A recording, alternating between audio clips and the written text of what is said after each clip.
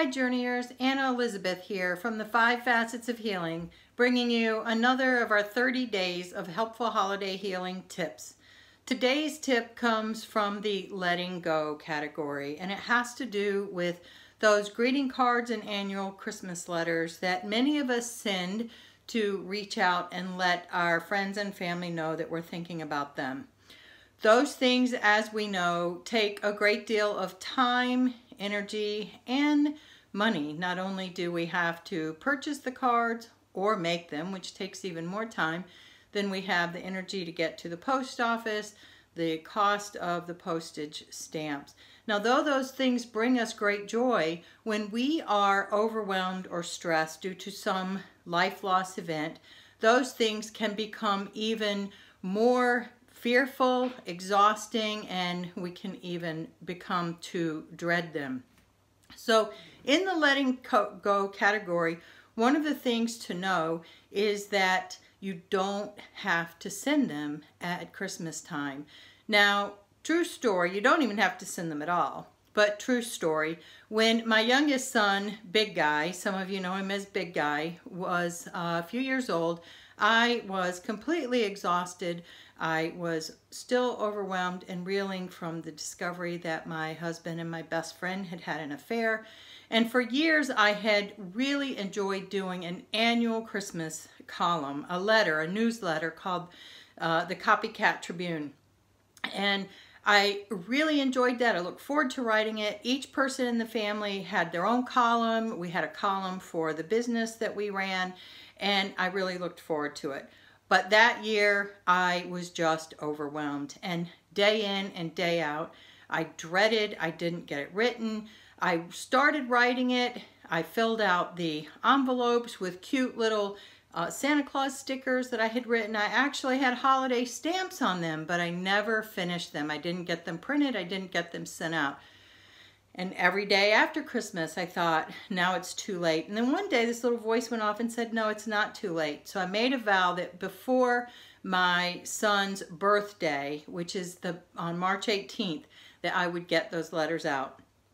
I did. The postage had gone up, so I had to buy 1-cent stamps to add to all those letters.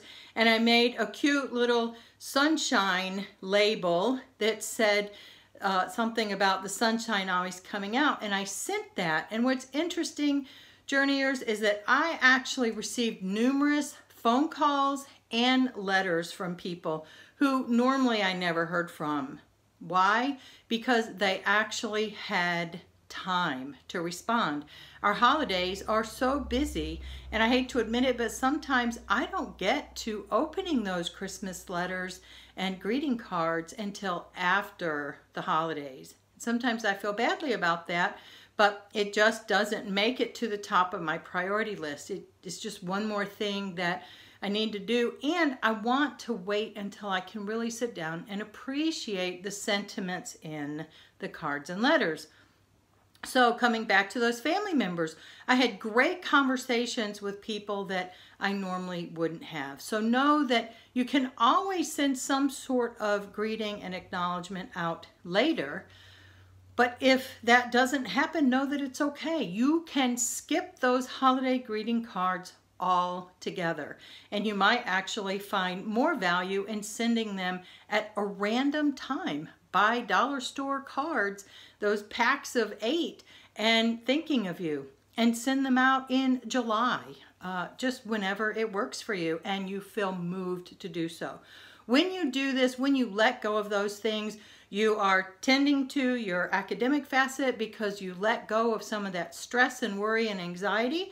You're tending to your spiritual facet because you are honoring where you're at and what you need.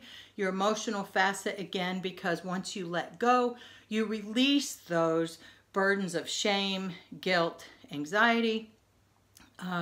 Your social facet because you're still connecting with people. And so there you have it. If you have tips or strategies that you have found helpful, please feel free to share them with us because, as I say, together we are healing worlds of hurt. And if you'd like more information on how you can find resolution in your conflict and grief across all of your 5 facets, please visit us at the5facetsofhealing.com. As always, thanks for tuning in. Until next time, take care.